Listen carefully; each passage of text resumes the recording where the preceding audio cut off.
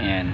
So yun guys, so nandito kami sa Timalan, Lontok, no? Yung papasok din sa may church sa labas ng highway na Antero Soriano, papasok nandito. So madadaanan nyo to guys, yung tindahan. Ayan, ng tita ni Ma'am Allen Arsiaga. Ayan. Boss Allen Arsiaga, shoutout po, taga Amaya Tres. Tropa yan. So yun. So ito na yung piso wifi mo, Ate Rhea. Okay na po yung ano nyo, pan. Hindi naman sira, wala namang pinalitan na pan. So may loose connection lang. Okay na, pwede na pong hulugan. So yan, no? May tambayan pa dito. Kompleto, may Gcash sa mga dito na kayo magtatatambay. May meriendahan. Medyo bumabalik-balik naman po yung boses ko, pero hindi ko pa naman po hinahapit.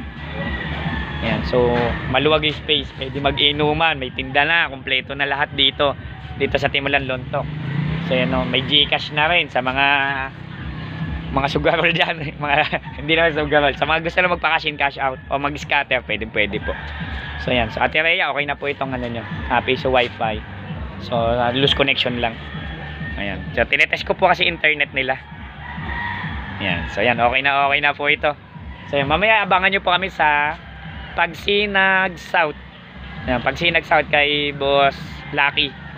Mamaya after lunch naman or after lunch, well, or hapon yung ano natin, schedule natin doon.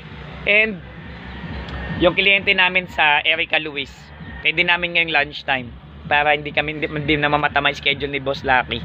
So hindi mo na ako masyadong tumanggap ng maraming schedule, sama ng panahon, makulimlim ba.